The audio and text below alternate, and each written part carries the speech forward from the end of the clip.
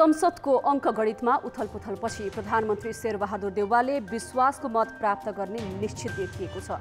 जसपाको महन्त ठाकुर पक्ष समेत आश्चर्यजनक ढङ्गले देउवाको पक्षमा उभिने निर्णयमा पुगेको छ भने एमालेकै माधव नेपाल समूहका सांसद पनि समर्थन गर्न तयार देखिएका छन्। कान्तिपुर समाचारमा प्रतिनिधि सभाको ताजा घटनाक्रम। नमस्कार, अब मुख्य समाचार। प्रधानमन्त्री शेरबहादुर देउवालाई प्रतिनिधि सभामा बहुमत निश्चित, संसदमा मत विभाजन प्रक्रिया जारी।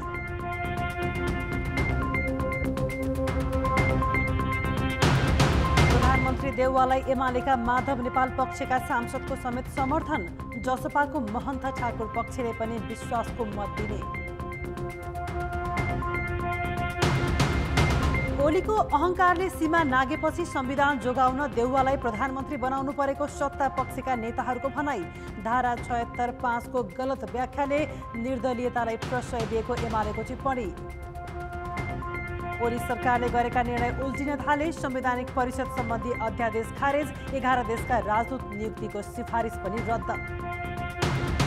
र ओलम्पिकका लागि टोकियो पुगेका खेलाडी र पदाधिकारीमा कोभिड संक्रमण बढ्दो, जापान जाने तयारीमा रहेकी एथलेटिक्सकी प्रशिक्षक मल्ल पनि संक्रमित।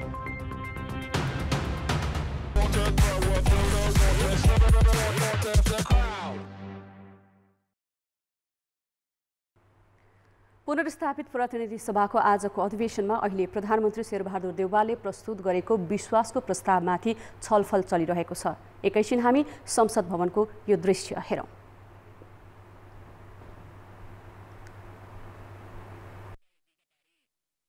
भनेको चाहिँ म दोहोऱ्याउन चाहन्न, तर त्यो कुरा हामी चुक्दाखेरि म अलि आत्मालोचक हुन चाहिरहेको छु र यहाँहरूसँग सबैसँग सम्मानित महोदय मार्फत सबैसँग आत्मालोचक हुन चाहिरहेको थियो। तपाईँ हामीले यस प्रतिनिधि सभाले आफ्नो अधिकारको प्रयोग गर्न जान्नु पर्थ्यो, हाम्रो शक्ति कति छ भने बुझ्नु पर्थ्यो। रामायणको एउटा प्रसङ्ग छ, हनुमान लङ्का जाँदै थिए, जब समुद्र पार गरेर उफ्रनु पर्ने भयो, डराए, खुट्टा कपाए, अनि आकाशवाणी भयो, हनुमान नडराऊ, तिमी सामान्य होइनौ, तिमी त पवन पुत्र हौ भनेर उनलाई सम्झाइदिएपछि उनले म त ठुलो पवन पुत्र भनेर उनलाई शक्ति, आफ्नो शक्ति चिनेर बुरुक्क उफ्रिएर लङ्का पुगेको थिए भन्ने प्रसङ्ग आउँछ। र हामी जनप्रतिनिधि सभा र यसका सदस्यहरूले सायद हाम्रो शक्ति चिनेका छैनौँ। र मैले प्रसङ्ग कहाँ जोड्नु खोजेको हो भने अहिलेको सर्वोच्च अदालतको फैसलामा राष्ट्रपति, प्रधानमन्त्री, न्यायालय हुँदै व्यवस्थापिका हाम्रो प्रतिनिधि सभा, सभामुख समेतको अधिकार क्षेत्रको कर्तव्यको त्यहाँ मूल्याङ्कन गरिएको छ, दिशानिर्देश गरिएको छ अथवा व्याख्या गरिएको छ। जो हामीले आफै लेखेको संविधान आफै बिर्सिएका थियौँ, त्यस अन्तर्गत यो प्रतिनिधि सभा सबभन्दा उच्चतम थलो हो र यसको कसैले हत्या गर्छ भने पटक हत्या त भयो नि त, तर त्यसलाई रोक्न हामी चुकेकै हो नि। त्यसले मैले पटक हामीले भने पनि थियौँ, सम्मानीय सभा महोदयले बोलाउनु भएको बैठकहरूमा हामी, किनकि नेपाली जनतामा निज सार्वभौम सत्ताको अभ्यास गर्ने थलो यही भनेका छौँ र जनतामा निज सार्वभौम सत्ता अपरिवर्तनीय छ भन्ने संविधानमा लेखेका छौँ भने त्यसको अभ्यास गर्ने थलोको हत्या गर्न मिल्छ, त्यो खाली हुन मिल्छ, कसैको सनकमा पटक विघटन गर्न मिल्छ मिल्दैन। त्यसो गरिन्छ भने यसलाई बिउताउने अधिकार हामीमाथि छ र सम्मानीय सभामुख महोदयले पहल लिन सक्नुपर्छ हामीले भनेका थियौँ। र अहिले त्यही कुरा हामीले त गर्न सकेनौँ, डरायौँ, अरूले अलोकतान्त्रिक भनिदिन्छ कि चेक एन्ड ब्यालेन्स भएन भनिदिन्छ कि भनेर, तर सर्वोच्च अदालत फैसलाले भनेको छ, सबैले अध्ययन गरेर हेर्नु होला। त्यसैले हामी आफू पनि आत्मालोचक हामी बनाऊँ र यो संस्थालाई सही अर्थमा जनताको सार्वभौम सत्ताको अभ्यास गर्ने थलो, हामी जनताका प्रतिनिधि हौँ, हामी जनताप्रति हामी उत्तरदायी छौँ भन्ने कुरालाई ख्याल राखौँ भन्ने म आग्रह गर्न चाहन्छु। त्यसैले यो परिघटनापछि अब हामीले ढिलै भए पनि हामी दलहरू एक ठाउँमा आएर अहिले सम्मान्य शेरबहादुर देउवाजीको नेतृत्वमा संयुक्त सरकार बनाउने जुन हामीले निर्णय गऱ्यौँ र आज उहाँले जुन विश्वासको मतको निम्ति प्रस्ताव प्रस्तुत गर्नुभएको छ, त्यसलाई हामी सबैले साथ दिएर मतदान गरेर उहाँको सरकारलाई स्थायी बनाऊँ र संविधान र लोकतन्त्रलाई जोगाऊँ। म सबैसँग विनम्र आग्रह गर्न चाहन्छु र हाम्रो पार्टी जनता समाजवादी पार्टीले आजै हामीले बैठक गरेर हो हामी 32 जना सांसद थियौँ 2 जना निलम्बित हुनुहुन्छ विवाद छ पार्टीभित्र यहाँलाई थाहा नै छ मध्ये हामी 20 जना आज उपस्थित भएर सर्वसम्मतिले जनता समाजवादी पार्टीको तर्फबाट माननीय शेरबहादुर देउवाको सरकारलाई विश्वासको मत दिने हामीले एकमतले निर्णय गरेका छौँ र त्यो हामीले कार्यान्वयन गर्नेछौँ र मैले दुःख साथ स्मरण गराउनुपर्छ हाम्रो पहाडतिर एउटा उखान छ अभागीलाई खाने बेलामा रिस उठ्छ जनता समाजवादी पार्टी एक ढिक्का एक विचार एक मत भएर रहेको भए यहाँले यति दुःख बेहोर्नै पर्दैन थियो अरू पार्टीभित्र पनि यति विग्रह आउनै पर्दैन थियो अरू पार्टीमा त्यो समस्या आउँदैन थियो जनता समाजवादी पार्टी आफैले निकास दिन सक्छ तर हामीलाई अलिकति रिस उठ्यो खाने बेलामा रिस उठ्यो हामी आपसमा अलि झगडा गर्न थाल्यौँ अलिकति बहकियौँ र मलाई खुसी लाग्यो अब फेरि हाम्रा साथीहरूले देर से आयो दुरुस्त आयो भने चाहिँ ठिक ठाउँमा आउनु भएछ खुसी लाग्यो र त्यसैले अब हामीले आफ्नो भूमिका सकारात्मक ढङ्गले निर्वाह गरौँ म यो आग्रह गर्न चाहन्छु अब अन्त्यमा म एउटा केही विषयमा ध्यान आकर्षण गरेर बिदा हुन चाहन्छु त्यो के हो भने आम जनतामा यो अहिले सोसियल मिडियाको युग छ तपाईँले हेर्नुहोस् हामीप्रति म प्रति तपाईँप्रति हाम्रो पुस्ताप्रति दलहरूप्रति आम जनताको विश्वास अत्यन्त निम्न भएर गएको अवस्था छ एकजना त गए बिदा भए भस्मासुर भनौँ जे भनौँ ऊ त बिदा भए भले बिदा जुन नाट्यको ढङ्गले हुनुभयो त्यो पनि बढी रोचक छ म घोचपेच गर्न चाहन्न हामीले एन्डरसनको बादशाहको नयाँ लुगा पढ्थ्यौँ त्यहाँ आसेपासेहरूले बादशाहलाई नयाँ लुगा लगाएको भन्ने नाङ्गै सडकमा हिँडाउँथे भने हाम्रा नेताजीलाई पनि त्यसरी कतै आफ्ना आसेपासेहरूले बिदा भइसकेपछि सत्ताच्युत भएर बिदा भइसकेपछि सडकमा त्यसरी नङ्गिया त होइन मलाई बडो दुःख लागेछ त्यस्तो नहोस् तर हामी सबैप्रति विश्वास छैन उहाँ त बिदा हुनुभयो तर तिमीहरू पो कति कतिलाई छौ र भन्ने आम मान्छेको टिप्पणी छ सोसियल मिडियामा तपाईँहरू हेर्नु होला अरू केही चाहिएको छैन हामीलाई यो खराब भन्दा कम खराबको यो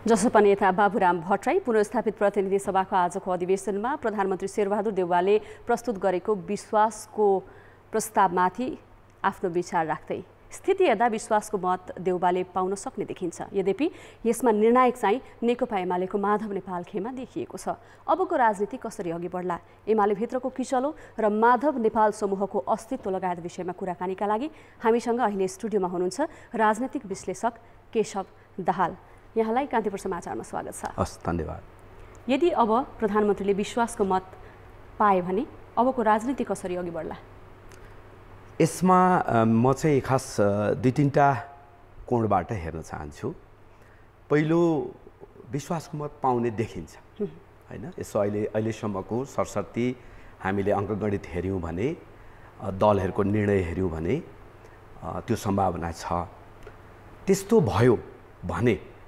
सायदै पार्लियामेन्ट स्थिर हुन्छ र यसले आफ्नो कार्यकाल पुरा गर्छ यदि बीचमा कुनै अनिष्ट भएन भने संविधानमाथि ठुलो आघात भएन भने तर अबको राजनीति कसरी जाला भन्ने त्यो चाहिँ दोस्रो प्रश्न हो हैन विश्वासको मत प्राप्त गर्नुहुन्छ उहाँले सरकारले निरन्तरता पाउँछ यो पार्लियामेन्टले पनि निरन्तरता पाउँछ यो एउटा पक्ष भयो तर त्यो निरन्तरतापछि यसले के परिणाम दिन्छ भन्ने प्रश्न त छँदैछ जो चाहिँ हामी धेरै आशा गर्न सक्दैनौँ यो उही पुरानै चिजको निरन्तरता हुन्छ कि भन्ने हाम्रो चाहिँ अनुमान हो आशंका हो तर राजनीति कसरी अगाडि जाला भन्यो भने राजनीतिले त्यति राम्रो शुभ लक्षण देखाउँदैन त्यसो भए अब त संसदको 2 वर्ष कार्यकाल राम्रोसँग पुरा हुन्छ जान्छ भन्ने नै हो भयो अहिले जाला यो सबै स्थिति हेर्दाखेरि बीचमा कुनै अनिष्ट भएन भने र अहिले संविधानले जुन खालको प्रत्याभूति दिएको छ जुन खालको प्रावधानमा टेकेर हामी अगाडि बढ्दैछौँ त्यसले यो संसद अगाडि जाला भन्ने नै देखिन्छ यसको आफ्नो कार्यकालसम्म तर मैले भन्न चाहेको तपाईले जुन राजनीति कसरी जाला भन्नुभयो हैन सरकार कसरी जाला पार्लियामेन्ट कसरी जाला भन्ने त्यो आफ्नो ठाउँमा छ होइन, तर राजनीति कसरी जाला भन्ने प्रश्नमाथि चाहिँ निकै ठुलो तपाईँको गोलमाल देखिन्छ। तपाईँ हेर्न सक्नुहुन्छ एमाले भित्र जुन खालको विवाद छ त्यसले के सङ्केत गर्छ होइन। महन्त ठाकुरले आज जसरी हठात यो अहिलेको यो प्रोसेसमा विश्वासको मत दिने निर्णय गर्नुभयो, उहाँले किन यो निर्णय गर्नुभयो? हिजो किन यसको विपक्षमा हुन्थ्यो? त्यही त उहाँको त आज अचानक युटर्न नै भयो नि। यसले के देखिन्छ भने दलहरू खास गरी सत्ता र शक्तिको राजनीति गर्दै हुनुहुन्छ। उहाँहरू सिद्धान्तको, विचारको, लोकतन्त्रलाई कसरी स्थापित गर्ने, कसरी बलियो बनाउने, यसलाई जनतासँग कसरी जोड्ने, राजनीतिलाई कसरी अलिकति यो गम्भीर प्रयत्न हो भन्ने हिसाबले राजनीतिलाई पुनर्व्याख्या कसरी गर्ने, राजनीतिको पुनर्गठन कसरी गर्ने भन्नेतिर उहाँहरू हुनुहुन्न। नितान्त तपाईँको सत्ता र स्वार्थमा दलहरू जसरी चाहिँ काम गरिरहनु भएको छ र उहाँहरूभित्रको आन्तरिक किचलो जुन तहमा जसरी प्रकट भइरहेको छ त्यसले चाहिँ राजनीति चाहिँ ठिक दिशामा जाँदैन। यो शुभ सङ्केत होइन भन्ने मलाई लाग्छ। अब शक्तिको साझेदारी कसरी होला? किनभने योभन्दा अघि जस्तो अहिले यसरी मन्त्री पदहरू बाँड्ने खालको जुन सहुलियत थियो योभन्दा अघिको जस्तो अहिले अब हुने छैन। 25 जनाभन्दा सङ्ख्या नबढाइकन भनेर हाम्रो संविधानमै लेखिएको छ। अब कसरी जाला? स्वभावतः अब आजसम्म विश्वासको मत लिनको लागि शेरबहादुर अलिकति उदार देखिनु भएको छ, त्यो उहाँको बाध्यता पनि हो। तर आज जब उहाँले विश्वासको मत प्राप्त गर्नुहुन्छ सायद उहाँको उदारता बाँकी रहँदैन र उहाँले पहिल्यैदेखि नै उहाँको योभन्दा अगाडिको हामीले चावडा कार्यकाल हेऱ्यौँ भने पनि उहाँ उदारता भन्दा पनि अलिकति लथालिङ्ग पाराले होइन, यो त्यति राम्रो शब्द होइन मैले प्रयोग गरेको, यद्यपि अलि लथालिङ्ग पाराले जाला। उहाँले दलहरूसँगको उहाँको सम्बन्ध पनि त्यति धेरै व्यवस्थित, त्यति धेरै मुद्दामा आधारित हुँदैन र बढीभन्दा बढी शक्ति र सत्ता केन्द्रित तपाईँको सम्बन्धबाट उहाँले चाहिँ अरू बाँकी गठबन्धनका अन्य दलहरूसँग उहाँले आफ्नो सम्बन्ध अगाडि बढाउनु होला र यो परिदृश्यले यो उहाँको कार्यकाल पनि त्यति धेरै परिणाममुखी र सुखद हुन्छ भन्ने अपेक्षा हामी गर्न सक्दैनौँ। प्रतिपक्षीको रूपमा एमाले विशेष गरी केपी शर्मा ओलीको भूमिका कस्तो रहला, के भन्नुहुन्छ? अब एमाले आफै अब आन्तरिक किचलोमा छ होइन, त्यसैले गर्दाखेरि पहिलो त एमाले ऊ भित्रको किचलोलाई कसरी निरूपण गर्ला त्यो एउटा महत्त्वपूर्ण प्रश्न हो। यद्यपि अब केपी ओलीको जहाँसम्म प्रश्न छ, त्यही त अहिले त उहाँ त घाइते बाघ जसरी जस्तो आज उहाँ उपस्थित हुनु भएन होइन। अस्ति प्रधानमन्त्रीको शपथ ग्रहणमा पनि उहाँ उपस्थित हुनु भएन। बालुवाटारबाट निस्किएपछि जुन परिदृश्यहरू हामीले देख्यौँ र बार्दलीमा उभिएर उहाँले जसरी आफूलाई अभिव्यक्त गर्नुभयो त्यसले चाहिँ के देखिन्छ भने उहाँले शालीन ढङ्गले आफ्नो भूमिका निर्वाह गर्नुहुन्न। उहाँ सायदै अलिकति पूर्वाग्रही हुनुहुन्छ यो सरकारप्रति र त्यो उहाँको नियमित र दैनिक जीवनमा देखिन्छ होला भन्ने लाग्छ मलाई। अहिलेसम्मको परिदृश्य हेर्दा विश्वासको मत नपाउने आधारहरू छैन। तर हामीले परिकल्पना गर्दा विश्वासको मत यदि प्राप्त भएन भने त्यसपछिको राजनीतिको परिदृश्य कस्तो देखिन्छ? उहाँले विश्वासको मत प्राप्त गर्नु भएन कथम कदाचित, यद्यपि अहिले त्यो स्थिति छैन। त्यस्तो भयो भने उहाँले निर्वाचनतिर जानुहुन्छ, किनभने संविधानको जुन धारामा टेकेर उहाँले सरकार बनाउँदै हुनुहुन्छ त्यसको एउटै उद्देश्य के हो भने यहाँ त विश्वासको मत प्राप्त गर्ने र नियमित आफ्नो कार्यकाल सम्पन्न गर्ने। अन्यथा तपाईँको यो सरकारले विश्वासको मत प्राप्त गरेन भने संविधानले दिएको सरकार बनाउने अन्तिम विकल्प सकिन्छ र उहाँले चुनावतिर जानुपर्ने हुन्छ, उहाँकै नेतृत्वमा चुनाव हुन्छ। अब त एमाले साँच्चै फुट्ने नै भयो होइन त?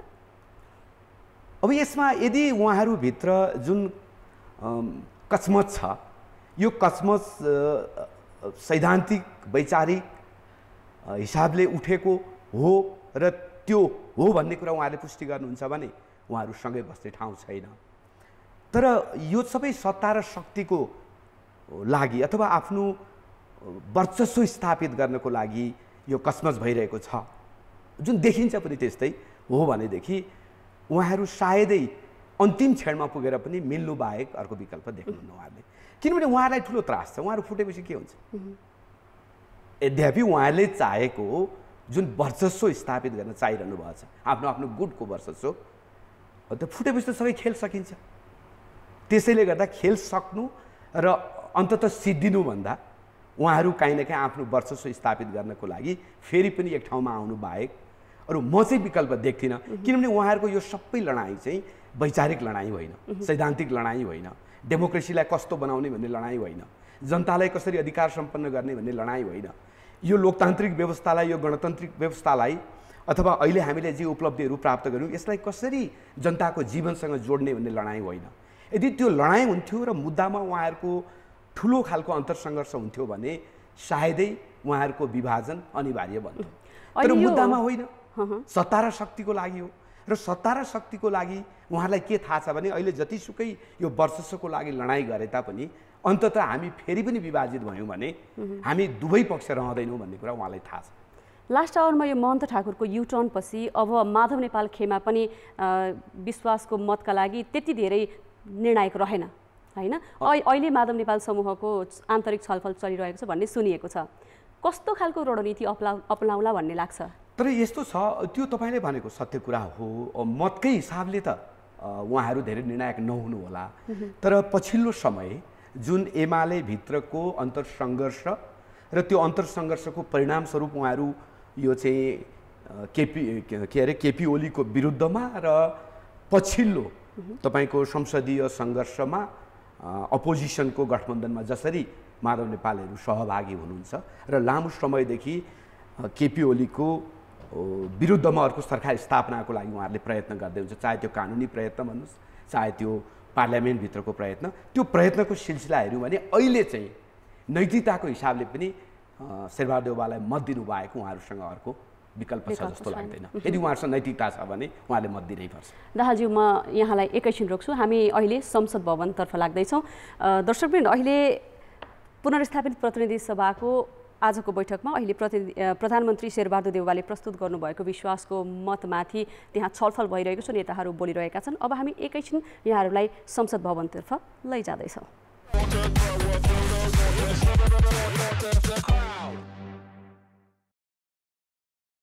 भएको छ। अमेरिका जस्तो देशको त अर्थतन्त्र तहस गर्यो, त्यसले स्टिमुलस प्याकेजमा ट्रिलियन्स अफ डलरको चाहिँ इन्जेक्सन उनीहरूले त्यहाँ दिनु पर्यो भने हाम्रो जस्तो देशमा त अर्थतन्त्र तहस नस छ। आफ्नो मनको भयो कसैले नकह भने मान्छे चुप लाएर बसिरहेको छ। खासै साना उद्यमी व्यवसायीहरू र चाहिँ एउटा मजदुरहरू यिनीहरू यस्तो सङ्कटमा छन्। यातायात व्यवसायीहरू, पर्यटन व्यवसायीहरू, उनीहरूको निम्ति हामीले सामान्य पुनर्कर्जा आदिका जस्तो कुराहरू मात्रै हामीले गऱ्यौँ, तर व्यवस्थित ढङ्गले साँच्चै सबैले लाभ हुने प्रकृतिको आर्थिक प्याकेज हाम्रो चाहिँ आएको छैन। र जुन बजेट ल्याइयो बडो अपारदर्शी ढङ्गले र ल्याइयो, त्यो बजेटले पनि खासै सम्बोधन गरेको चाहिँ छैन। त्यसैले कोरोनाको खोप र अर्थतन्त्रमा पारेको प्रभावलाई चाहिँ पहिलो प्राथमिकता दिएर चाहिँ काम गरौँ भन्ने म आग्रह गर्दछु।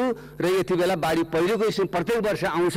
एउटा छेपराको कथा जस्तो अर्को वर्ष त घर बनाउँछु भन्थे छेपारेहरूले भने जब घाम लाग्यो फेरि चाहिँ घाम तापेर बस्नु भने जस्तै हाम्रो फेरि यो वर्ष पनि सुरु भएको छ। वर्षा साउन लागेको छ, भदौसम्म चाहिँ त्यो जोखिम हुन्छ।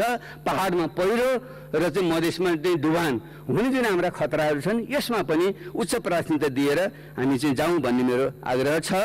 र अर्को विषय, तेस्रो विषय चाहिँ यो सुशासनको विषय, भ्रष्टाचारको विषय, कमिसन खोरीको विषय, यो आम रोग छ। ममा भनौँ यहाँ सबैले, म पनि चोखो छैन होला भन्नुहोस्, म त स्वीकार्न तयार छु। तर हाम्रो राजनीतिक आर्थिक संरचनाभित्र र हाम्रो चाहिँ राज्य संरचनाभित्र कमिसन खोरी र भ्रष्टाचार यस्तो चाहिँ एउटा संस्थागत जुन बनेर गएको छ, नीतिगत रूपको भ्रष्टाचार जुन ठुलो स्केलमा अरबौँ खरबौँ रुपियाँमा जुन भइरहेको छ, यसलाई रोक्नको निम्ति हामीले पहल गर्न सक्छौँ। यसको निम्ति कसैको कुनै खर्च लाग्दैन। सुशासन दिन भ्रष्टाचार रोक्न कुनै खर्च गर्नु पर्दैन र कसैको सहयोग पनि चाहिँदैन। र सरकारको इच्छा शक्ति, नेतृत्वको इच्छा शक्ति, सामान्य प्रधानमन्त्री इच्छा शक्ति भयो भने त्यसलाई रोक्न सकिन्छ। यति मात्रै गर्न सक्छौँ भने पनि एउटा ठुलो चाहिँ काम यो सरकार चाहिँ हुनसक्छ। त्यतापट्टि ध्यान पुगोस् भन्ने मेरो विशेष आग्रह छ।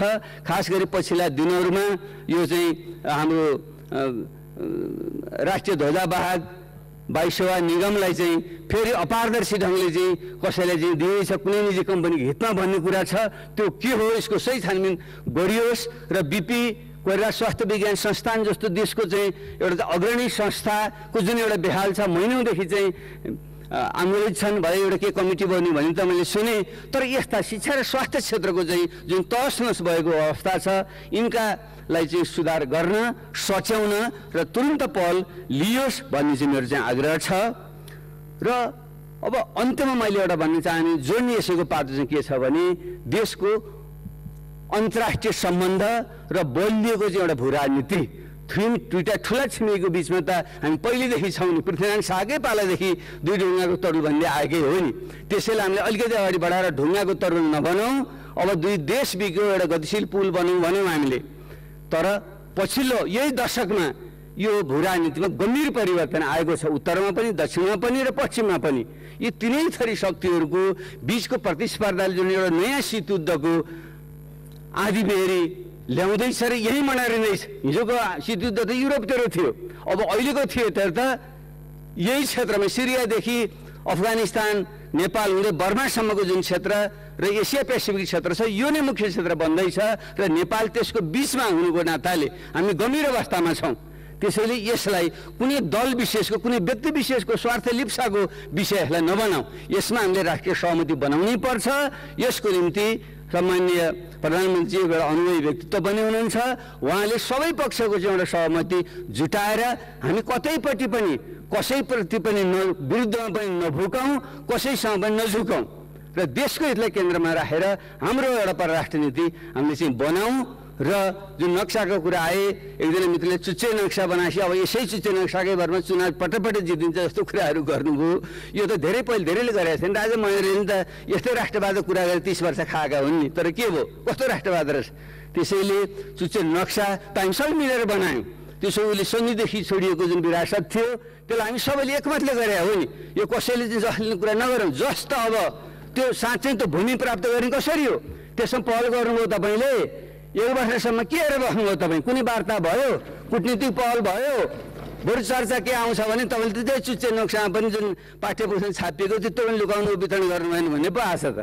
भने यसो भनेर त्यो चुच्चे नक्साकै भएर चुनावी फल खाने कुरा हामी कसैले पनि नगरौँ। यो हाम्रो साझा विषय हो, राष्ट्रियता जस्तो कुरा, सिमाना जस्तो कुरा, भूमि जस्तो कुरा एउटा पार्टी र व्यक्तिको विषय होइन।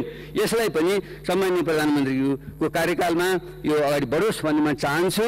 र धेरै मान्छेले टिप्पणी गर्छन् यो जुन अहिले गठबन्धन छ, गठबन्धन सरकार बनेको छ, यसको न एउटा विचार मिल्छ, न स्वभाव मिल्छ, न प्रवृत्ति मिल्छ भन्ने जुन कुरा गरेका छन्।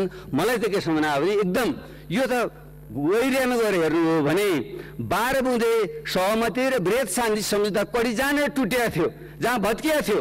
खास गरी तत्कालीन माओवादी र मुख्य रूपमा गिरिजाप्रसाद कोइरालाले नेतृत्व गरेको चाहिँ नेपाली काङ्ग्रेस र तत्कालीन माधव नेपालजीले नेतृत्व गरेको एमाले र पछिल्लो चरणमा आएर मधेस आन्दोलनको नेतृत्व गर्ने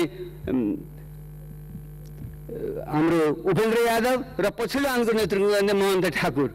अनि यिनै मान्छेहरू एक ठाउँमा आएपछि त यो चाहिँ कुनै विजातीय कुरा हुन्छ? यो त सही कुरा पो हुन्छ त। हिजो जुन कडी जहाँ टुटेको थियो त्यो कडीलाई जोडेर जाने र त्यो बाँकी जुन कामहरू छन्, शान्ति प्रक्रिया लगायतका संविधानका अपुरा कुराहरू त्यसलाई पुरा गर्ने त्यसको स्टेक होल्डरहरू पो हामी एक ठाउँमा आएछौँ त। त्यसरी किन नहेर्ने? त्यसले हाम्रो आफ्नो पार्टी आइडियोलोजी मात्र किन हेर्ने? व्यवहारिक नेपाली राजनीति व्यवहारिक हिसाबले जुन यो अहिलेको 5 पक्ष अहिले एक ठाउँमा आएको छ, यो सही मान्छेहरू आएका छन्, एउटा आन्दोलनकारी शक्ति एक ठाउँमा आएका छन्। त्यसैले यसलाई सफल पार्न हामी सबैको चाहिँ दायित्व हुन्छ। यसैको निम्ति सम्माननीय शेरबहादुर देउवाजीको सरकारलाई सबैले मतदान गरेर सफल पारौँ, यही आग्रह गर्दै म बिदा हुन चाहन्छु। धन्यवाद, नमस्कार।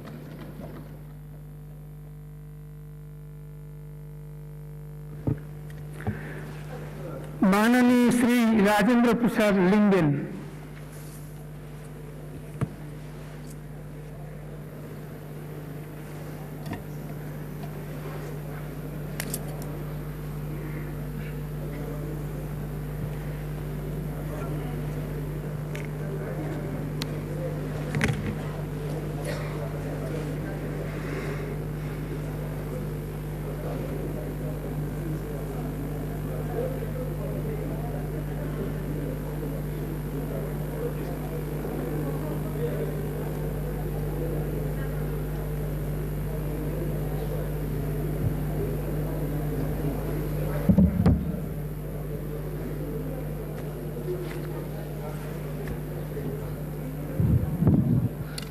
सम्माननीय सभामुखज्यू, हामीले 2015 सालपछि एउटा महत्त्वपूर्ण अवसर प्राप्त गरेका थियौं कि 2015 सालमा नेपाली कांग्रेसले 2/3 बहुमत प्राप्त गर्दाखेरि मैले यही नै भनेको थिएँ कि नेपाली कांग्रेसको त्यो 2/3 बहुमतमाथि राजाको तरबार थियो। तर त्यसपछि पहिलोचोटि गएको संसदीय निर्वाचनमा नेपाल कम्युनिस्ट पार्टीले झण्डै 2/3 बहुमत प्राप्त गर्यो। अहिले यहाँ आइपुग्दाखेरि न त्यो बहुमत रह्यो न त्यो पार्टी नै रह्यो। देशले एउटा महत्त्वपूर्ण अवसर गुमायो। फेरि देश उही अस्थिरताको बाटोमा गयो र अहिले जे भइराखेको छ त्यो विगतकै अस्थिरताको अब निरन्तरता हो। यसले समस्याको समाधान दिँदैन। हामीले अहिले आवरणमा जे व्याख्या गरे पनि कोही संविधानको संरक्षक र कोही संविधान भत्काउन उद्यत भएको चर्चा परिचर्चा गरे पनि यो केवल सत्ता संघर्ष हो, शक्ति संघर्ष हो। यसले देशलाई निकास दिँदैन मात्र होइन, यसले के कुरा प्रमाणित गर्यो त्यसतर्फ हामी गएनौं कि हामीले जुन संविधानलाई विश्वको उत्कृष्ट संविधान भन्यौं, अब कहिल्यै पनि सत्ता संघर्ष, फेरबदल, दल विभाजनका कुराहरू आउँदैन भनेर गौरवका साथ भन्यौं, तर त्यो झुट रहेछ। यो संविधान भित्र छिद्रै छिद्रहरू रहेछ र मूलतः यो संविधान असफल भयो भन्ने प्रमाणित भएको छ यो घटनाले। सभामुख महोदय, इमानदारीपूर्वक भन्ने हो भने अहिले यो संविधान मात्रै असफल प्रमाणित भएको छैन, व्यवस्था मात्रै असफल भएको होइन। 30 वर्षदेखि नेपालको राजनीतिमा नेतृत्व गर्दै आएको पुस्ता समेत असफल भएको छ। यो पुस्ताको अनुहार परिवर्तनले देशलाई कुनै निकास दिन्छ भन्ने विश्वास आम जनसमुदायमा छैन। आज विश्वासको मतको पक्ष र विपक्षको कुरा छ।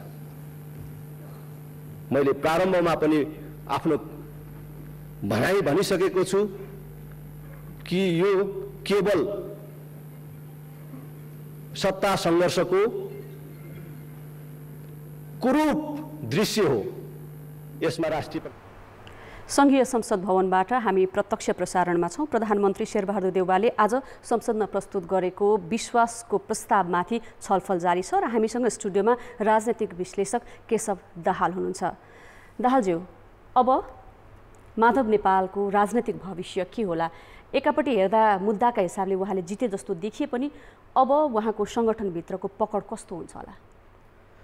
खास अब व्यक्तिगत रूपमा चाहिँ अब माधव नेपाल अथवा केपी ओली अथवा शेरबहादुर देउवा अथवा कांग्रेस, कम्युनिस्ट, माओवादी केन्द्र जस्ता पार्टीहरूको राजनीतिक भविष्य के होला भन्ने कुरा त्यति धेरै चिन्ताको विषय होइन, किनभने उहाँहरू अब पुरानो हुनुभयो। उहाँहरूको भविष्यको चिन्ता गरेर हामी कहीँ पनि पुग्दैनौँ। अब चिन्ता गर्नुपर्छ नयाँ सम्भावनाहरूको। यद्यपि माधव नेपालको तपाईँले जुन प्रश्न गर्नुभयो होइन, अहिलेको अङ्कगणितपछि र एमाले भित्रको किछलोपछि उहाँको भविष्य के होला भन्ने, उहाँसँग 3टा बाटो छ होइन। एउटा बाटो छ अब जे भयो प्रधानमन्त्री पनि भइसक्नुभयो, उहाँ सबै देख्नुभयो, राजनीति पनि देख्नुभयो, उतार चढावहरू देख्नुभयो, विश्राम लिने एउटा बाटो। दोस्रो बाटो छ पार्टीभित्र, किनभने यो जुन 76(5) को अभ्यास भइरहेको छ संविधानको धारा 76(5) को, यसले के भन्छ भने यो अहिलेको अवस्थामा हुइप लाग्दैन र सभासदहरूले आफ्नो हिसाबले आफ्नो विवेकको आधारमा आफ्नो मत प्रयोग गर्न सक्नुहुन्छ भन्ने छ। र आज मतदान गरेकै कारणले गर्दाखेरि कुनै पनि सभासदहरूलाई कारबाही नगर्नु भन्ने अदालतको आदेश पनि छ। त्यसले गर्दा यही परिघटनाको आधारमा उहाँलाई एमाले पार्टीबाट निष्कासन गर्ने अवस्था छैन।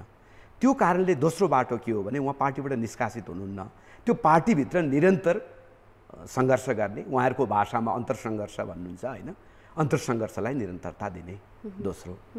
तेस्रो बाटो भनेको होइन धेरै कचपच भयो, अब जिन्दगीमा सधैँ लडाइँ गरेर मात्रै राजनीतिमा कहाँ अगाडि बढ्न सकिन्छ र भन्ने एउटा रियलाइजेसनका साथ त्यहाँबाट निस्किने र सायद निस्किनु भयो भने अब प्रचण्डजीहरू, बाबुरामजीहरू एक खालको चाहिँ अलिकति कम्युनिस्ट जुन पृष्ठभूमिको अरू विभिन्न धाराहरू छन् उहाँहरूसँग एकीकरण गरेर अब मलाई लाग्छ गर्दा त उहाँहरूले समाजवादी ध्रुवीकरण भन्नुभयो भने राम्रो हुन्छ, तर उहाँहरू त्यो भन्न सक्ने हिम्मत राख्नुहुन्न र नयाँ खाले कम्युनिस्ट ध्रुवीकरणतिर उहाँहरूले प्रयत्न गर्नुहुन्छ। मलाई लाग्छ यही तीनटा हो उहाँको बाटो। यद्यपि सुखद चाहिँ अब पुराना नेताहरूले विश्राम लिने क्रमको सुरुवात उहाँबाट गर्दा राम्रो हुन्छ। अहिलेको एमालेको दृश्य हेर्दा 2054 सालको महाकाली सन्धि प्रकरण जुन बेला त्यो चलेको थियो त्यस्तै खालको देखिएको छ। यो भित्रको विवाद, मतभेद होइन, त्यो बेलाको अवस्था र अहिलेको एमालेको अवस्थालाई तपाईँले कसरी विश्लेषण गर्नुहुन्छ? दुर्भाग्य चाहिँ हाम्रो कम्युनिस्ट उहाँहरू आन्दोलन भन्नुहुन्छ, यद्यपि यो कम्युनिस्ट आन्दोलन नै हो कि होइन, अब त्यो आन्दोलनको तहमा हुनुहुन्छ कि हुनुहुन्न त्यो अर्को छलफलको विषय हो। तर दुर्भाग्य 51 साल आसपासदेखि आजसम्म एमालेलाई हामीले फर्केर हेऱ्यौँ भने षड्यन्त्र र चटकमा उहाँहरूको विश्वास देखिन्छ धेरै।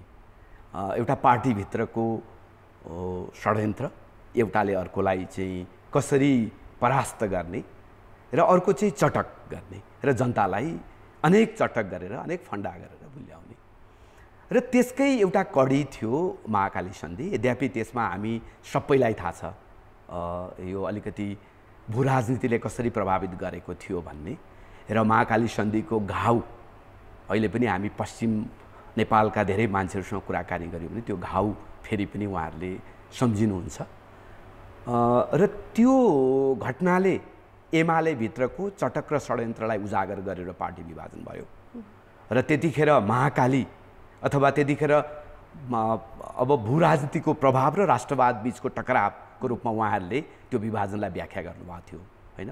विदेशी हस्तक्षेपको, विदेशी स्वार्थको अथवा चाहिँ हाम्रो छिमेकसँगको स्वार्थ सम्बन्ध र राष्ट्रवादको टकरावको रूपमा उहाँहरूले चाहिँ आफ्नो अन्तरसङ्घर्षलाई व्याख्या गर्नुभयो, पार्टी विभाजित गर्नुभयो। अब अहिले पनि अन्तर्यमा छ त्यो चिज। हामी किनभने हामी जुन अवस्थितिमा छौँ, हाम्रो देश जुन अवस्थितिमा छ, हाम्रो राजनीति जसरी यहाँसम्म आइपुग्यो यसमा भू राजनीतिको प्रभाव छ नै डेफिनेटली। तर अहिलेको सङ्घर्ष मुखर चाहिँ सत्ता सङ्घर्ष, शक्ति सङ्घर्ष र वर्चस्वको सङ्घर्ष हो होइन। र त्यो वर्चस्वको सङ्घर्ष यति तिक्ततापूर्ण, यति गुटगत भयो कि फेरि 51कै जस्तो परिघटनामा उहाँहरू पुग्नुभयो। यद्यपि अहिले चाहिँ एउटा पार्टी त्यतिखेर अब उहाँहरूलाई अनुभव थिएन, पार्टी विभाजन गरेर पनि फेरि दुइटै शक्तिलाई के थियो भने हामी स्थापित गर्न सक्छौँ आफूलाई भन्ने थियो। तर अहिले चाहिँ 51 पछिको एउटा रियलाइजेसन उहाँहरूलाई के छ भने के है पार्टी फुटाइ नै हालियो भनेदेखि त फेरि स्थापित हुन गाह्रो छ। त्यसैले भिड्ने चाहिँ हो, अन्तरसङ्घर्ष चाहिँ एकदमै तीव्र गर्ने हो, टक्राव चाहिँ अब खुल्लम खुल्ला नै गर्ने हो। तर विभाजनको तहसम्म पुग्ने हो कि होइन त्यो चाहिँ, किनभने यो नेताहरूको मात्रै कुरा छैन, दोस्रो पुस्ताको नेताहरूले के सोच्नुहुन्छ भने यदि यो पार्टी विभाजन भयो भने पहिलो पुस्ताकोले त पाउनुपर्ने सबै चिजहरू प्राप्त गरिसक्यो होइन, सत्ता पनि प्राप्त गरिसक्यो, अरू सबै कुरा प्राप्त गरिसक्यो। तर दोस्रो पुस्ता जो एकीकृत पार्टी हुँदाखेरि प्राप्त गर्नको लागि पर्खेर बसेको छ त्यो जोखिममा छ। त्यसैले उसले चाहिँ के ठान्छ भने एटलिस्ट जतिसुकै सङ्घर्ष गरे पनि विभाजन गर्नु हुँदैन भन्ने ठान्छ। त्यसैले अहिले नि अर्को पार्टी यदि गठन भयो भने त्यो पार्टीले कतिको प्रभावशाली रूपमा आफ्नो अस्तित्व राख्न सक्ला या नसक्ला त्यसका आधार के छन् त? होइन, अब माधव नेपालहरूले पार्टी विभाजित गर्नुभयो भने पनि अब शेरबहादुर देउवाले विश्वासको मत लिइसकेपछि अलिकति उहाँहरूलाई सजिलो वातावरण हुन्छ, किनभने चुनाव अलिकति पछाडि छ र तुरुन्तै चुनाव हुँदा उहाँहरूलाई अलिकति सङ्कट हुनसक्छ। तर अलिकति समय उहाँहरूले पाउनुभयो र उहाँहरूको भाषामा कम्युनिस्ट ध्रुवीकरण र त्यो प्रयत्नमा उहाँहरू अलिकति अगाडि जानु भने एउटा शक्ति त उहाँहरूले बनाउनुहुन्छ। यहाँसँगको कुराकानी हामी फेरि पनि निरन्तरता दिनेछौँ। अहिले हामी संसद भवनतर्फ लाग्दैछौँ। संसद भवनको प्रत्यक्ष प्रसारण उठाउँछ भने अन्तिममा त्यो अलोकतान्त्रिक कदम भनेर सर्वोच्च अदालतले पनि व्याख्या गरेको थियो। त्यो अलोकतान्त्रिक कदम, त्यो असंवैधानिक कदमको विरुद्धमा नेपाली जनताले, नागरिक समाजले, पत्रकार मित्रहरूले, सम्पूर्ण जगतले नै त्यसको विरुद्धमा आवाज उठाए, जसको निम्ति आज यो प्रतिनिधि सभा पुनर्स्थापित हुनलाई ठूलो महत्त्वपूर्ण भूमिका निर्वाह गर्यो। त्यसको सँगै यो 5 दलको गठबन्धनले पनि महत्त्वपूर्ण ऐतिहासिक भूमिका निर्वाह गरेको छ, जसले के बताउँछ भने हामी सबैलाई थाहा छ यी राजनीतिक 5 दलभित्र रहेका राजनीतिक पार्टीभित्र राजनीतिक गम्भीर मतभेदहरू छन् वास्तवमै भन्यो भने। तर विगतको परम्परा पनि रहँदै के आएको छ भने उज्जवल प्रकारको एउटा परम्परा, के ऐतिहासिक परम्परा रहेको छ भने नेपाल जस्तो देशमा जब प्रतिगमनका कुराहरू आउँछन्, जब अलोकतान्त्रिक कदमहरूका कुराहरू आउँछन्, त्यसको विरुद्धमा उठ्नको निम्ति आफ्ना धेरै गम्भीर मतभेद हुँदाहुँदै पनि, राजनीतिक मतभेद हुँदाहुँदै पनि ती पार्टीहरू एक भएर लडेको विगतको इतिहास पनि साँची छ र त्यही परम्परालाई अझ उच्च प्रकारले अगाडि लैजानको निम्ति यो गठबन्धनले पनि महत्त्वपूर्ण भूमिका निर्वाह गरेको छ। आज यो स्थितिसम्म आइपुग्दाखेरि हामीले यो लोकतन्त्र पद्धति प्रक्रियालाई अगाडि बढाउँदै गर्दाखेरि राजनीतिक एउटा स्तरको पनि त्यो प्रकारको विकास गरेर लैजानुपर्ने जरुरी छ। गल्तीलाई गल्ती स्वीकार्नै पर्छ। हामीले चाहेको पनि के थियौँ भने यो 2/3 बहुमतको सरकार यसरी छिन्न भिन्न नहोस्। त्यसको निम्ति विगतमा पनि राष्ट्रिय जनमोर्चाले गुण र दोषको आधारमा प्रतिपक्षमा रहेर त्यो सरकारलाई पनि, सम्मान्य केपी ओलीको सरकारलाई पनि हामीले समर्थन गरेका थियौँ। त्यसैले हामीले त्यतिखेर पनि के भनेका थियौँ भने यो अलोकतान्त्रिक कदमलाई, यसको अब निकास कसरी निस्किन सक्छ भने तपाईहरुको पार्टी भलै सर्वोच्च अदालतबाट 2टा पार्टी भएको छ, तर 2टा पार्टी भए पनि अहिले पनि सम्मान्य प्रधानमन्त्री केपी ओलीजीले मार्ग प्रशस्त गर्नुहोस्, यही पार्टीले फेरि पनि एउटा सरकार बनाएर अगाडि जाओस्, सबैभन्दा उत्तम उपाय यो हो भनेर यही सदनबाट, यही ठाउँबाट मैले बोलेको थिएँ। तर त्यो सम्भव नभइसकेपछि, अन्तिम उपाय केही उपाय नलगाएपछि अब के गर्ने त? सबै चिज तहस नहस हुने, तर कुर्सीको निम्ति त्यो मार्ग प्रशस्त गर्न मान्नु भएन। त्यसले सहज उपाय हुन्थ्यो, आजको यो दुर्घटना हुन सक्दैन थियो, यति ठुलो विडम्बना आउने थिएन।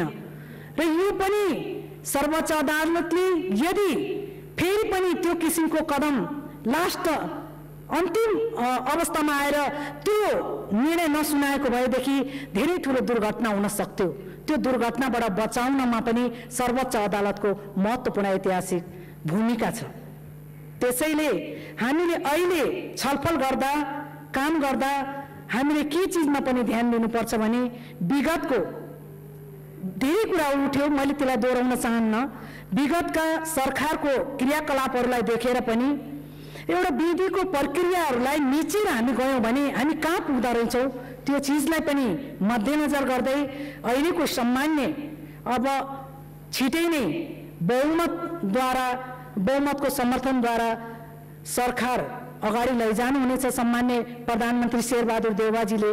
तर यो चिजलाई हामीले के चिज पनि ख्याल गर्न जरुरी छ भने अबको दिनमा विगतको सरकारले गरेको कमी कमजोरीहरूबाट हामीले शिक्षा लिन जरुरी छ।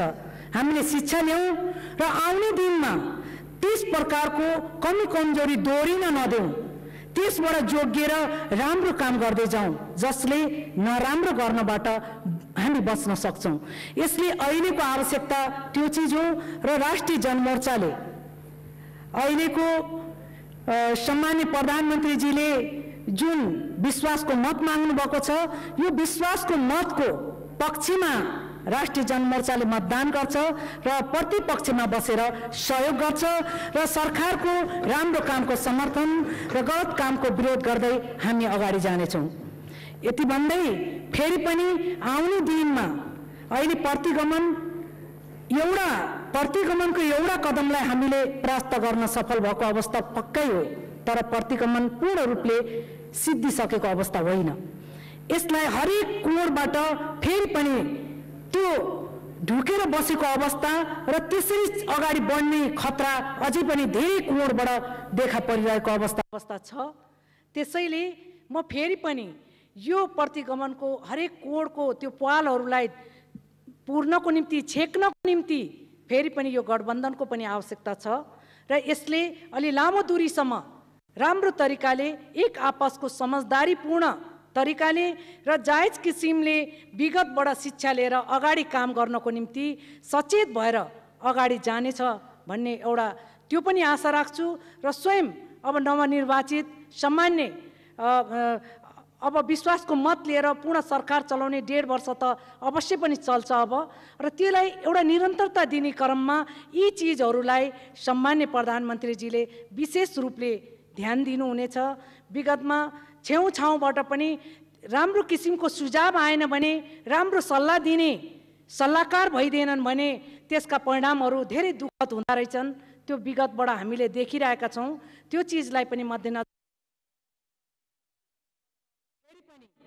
फेरि पनि सम्मान्य प्रधानमन्त्रीजीलाई पूर्ण सफलताको शुभकामना सहित बधाई दिन चाहन्छु।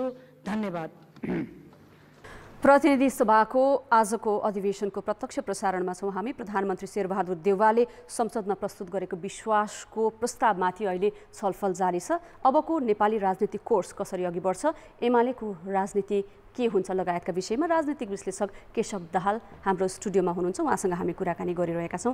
दाहालज्यू, अब एमाले र विशेष गरी केपी शर्मा ओलीको राजनीतिले कस्तो खालको मोड लिला? केपी ओलीको पछिल्लो कार्यकाल र उहाँले आफूलाई स्थापित गर्न खोजेको राजनीतिक आधारलाई हामीले यसो हेऱ्यौँ भने उहाँले खास गरी 3-4 वटा चिजमा ध्यान दिनुभयो। एउटा चाहिँ ठुला सपना देखाउने मान्छेलाई, होइन? पहिलो उहाँको ठुला सपना देखाएर म मान्छेको मन जित्छु। दोस्रो, त्यसपछि बिस्तारै गएर उहाँले आफूलाई स्थापित गर्न खोजेको चाहिँ यो मुलुकको अलिकति परम्परागत शक्तिको मनोविज्ञान छ, जुन यद्यपि कम्युनिस्ट पार्टीको प्रतिनिधि हुँदाहुँदै पनि परम्परागत मनोविज्ञानलाई, खास गरी धर्मको कुरा, त्यसलाई अलिकति उहाँले आफ्नो राजनीतिक आधारको रूपमा स्थापित गर्न खोज्नुभयो। र तेस्रो, राष्ट्रवाद, चुचे नक्सादेखि लिएर सारा चिज तपाईँ हामी सबैलाई थाहा छँदैछ।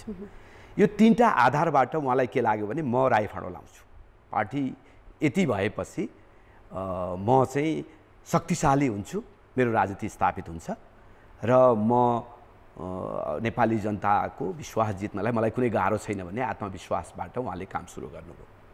अरू पनि चिजहरू होलान्, सहायक चिजहरू, तर यो 3टै आधारहरू उहाँको भत्किसक्यो। पहिलो, उहाँले जे सपना देखाउनु भयो त्यो कुनै पनि सपना पुरा भएन। त्यो रेलको कुरा गर्नुहोस्, घर घरमा ग्यासको कुरा गर्नुहोस्, त्यहाँबाट सुरु भएको उहाँको राजनीति, होइन? मान्छेले अहिले के भन्न थाल्यो भने यो त हावा कुरा हो, ओली हावा कुरा गर्दा रहेछन्। किनभने त्यो चिज कसरी स्थापित गर्न सकिन्छ, त्यो कुरा कसरी पुरा गर्न सकिन्छ, त्यो पुरा गर्नको लागि कुन तहको राष्ट्रिय सङ्कल्प चाहिन्छ, कुन तहको क्षमता चाहिन्छ, कुन तहको प्रयत्न चाहिन्छ, त्यो केही पनि जनताले देखेनन्। मात्र उहाँको भाषण सुने मान्छेले, र बिस्तारै त्यो चिजबाट उहाँलाई यो प्रत्युत्पादक हुँदै गयो कि मान्छेले के भन्यो भने अब केपी ओलीले जे भने त्यसमा विश्वास गर्न सक्दैन। यो कुराले भविष्यमा पनि प्रतिउत्पादक भूमिका खेल्ला निश्चय नै। त्यसपछि दोस्रो, तपाईँको चाहिँ उहाँले गर्न खोजेको अलिकति परम्परागत शक्तिको, जस्तो पशुपति मन्दिरमा चाहिँ सुनको झलारी राख्नुदेखि लिएर होइन ठोरीमा राम मन्दिर बनाउने अलिकति हिन्दू जनमतलाई चाहिँ आफूतिर तान्ने। यद्यपि मान्छेलाई थाहा छ उहाँ कम्युनिस्ट हो, उहाँ धर्मप्रति उहाँको कुनै लगाव छैन भन्ने कुरा मान्छेलाई थाहा छ। त्यो मात्रै एउटा राजनीतिक कार्ड थियो उहाँको।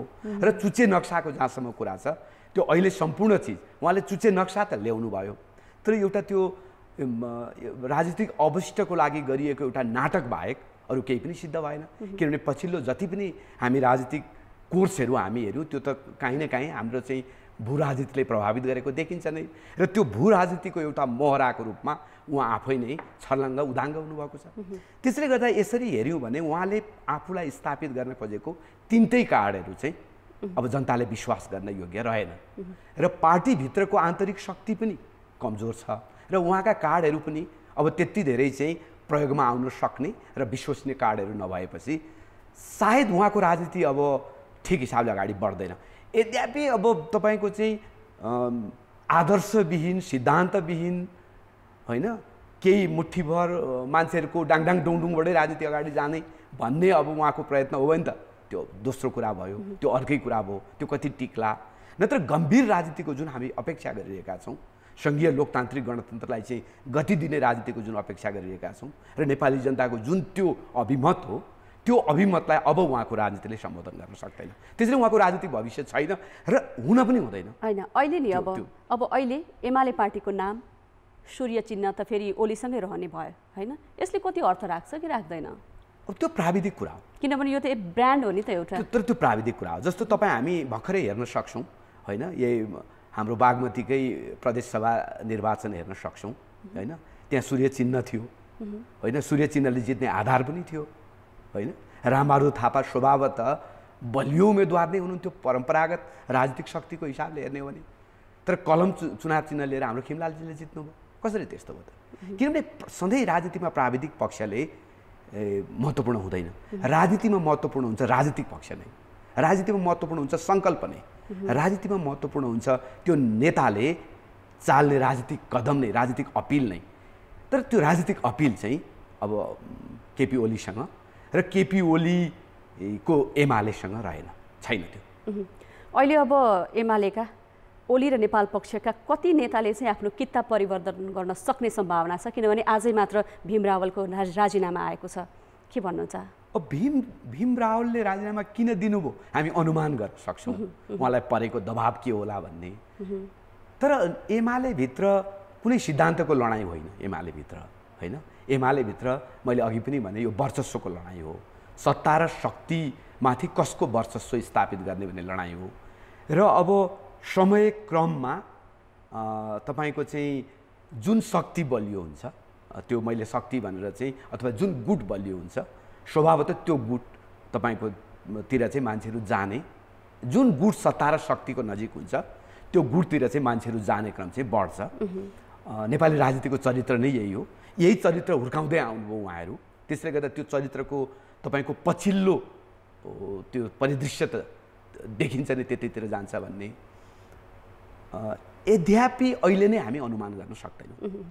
देउवाले जब आफू प्रधानमन्त्री बन्नका लागि प्रस्ताव गर्दै हुनुहुन्थ्यो राष्ट्रपति समक्ष, त्यतिखेर एमालेको नेपाल समूहका केही सांसदहरूले हस्ताक्षर गर्नुभयो। उहाँहरू चाहिँ अहिले अब तटस्थ बस्ने, अब विश्वासको मत दिने नदिने पनि टुङ्गो भएन, उहाँहरू बाहिरिनु भएको छ भन्ने भर्खरै समाचार प्राप्त भएको छ। यसलाई के भन्नुहुन्छ? अब भर्खरैको समाचार चाहिँ अब मलाई थाहा भएन होइन, तर तपाईँले भनेअनुसार त्यहाँभित्र माधव नेपाल समूहभित्र जो साथीहरू अझै पनि एकता सम्भव छ भनेर लाग्नु भएको छ होइन, दुईटै गुटको एकता सम्भव छ भनेर लाग्नुभएको छ, उहाँहरूलाई चाहिँ अहिले अलिकति सजिलो छ। किनभनेदेखि थोरै मान्छेले मत दिनासाथ शेरबहादुर देउवालाई विश्वासको मत पनि जाहेर हुने र त्यो चिज पनि अगाडि बढ्ने र पार्टी एकताको प्रयत्न गर्नको लागि एउटा लजिक बाँकी रहन्छ कि हामीले कम्तीमा विश्वासको मत दिएनौँ होइन। त्यसैले अझै पनि हामी बिचमा छौँ र बिचमा भएको कारणले गर्दा हामी दुईटा नेताहरूलाई नेगोसिएसन गराउनको लागि चाहिँ त्यो भूमिका गर्न सक्छौँ भनेर देखाउने त्यो हिसाबले एउटा प्रयत्न हुनसक्छ उहाँहरूको एउटा तपाईँको चाहिँ। तर त्यो प्रयत्नले कति काम गर्छ त्यो भन्न सकिँदैन। तर जसले विश्वासको मत दिनुहुन्न मैले सुनेसम्म त्यो वार्ता समितिमा अथवा त्यो नेगोसिएसन गर्ने कमिटीमा बस्ने साथीहरूले विश्वासको मत दिनुहुन्न अरे भन्ने मैले सुनेको थिएँ। र किन दिनुहुन्न अरे भन्दाखेरि चाहिँ त्यो अलिकति नेगोसिएसन गर्नको लागि त्यो स्कोप छ र त्यो कम्तीमा मतदान गरेन भने त्यो बाँकी रहन्छ भन्ने बुझिन्छ। त्यही मनोविज्ञान होला जस्तो लाग्छ। हवस्, प्रधानमन्त्री शेरबहादुर देउवाले संसदमा विश्वासको मतका लागि जुन प्रस्ताव गर्नुभएको थियो त्यसमाथिको छलफल सकिएको छ। अहिले प्रधानमन्त्रीले विश्वासको मतमाथि नेताहरूले उठाएका प्रश्नको जवाफ दिँदै हुनुहुन्छ। हामी सोही प्रत्यक्ष प्रसारण गर्दैछौँ।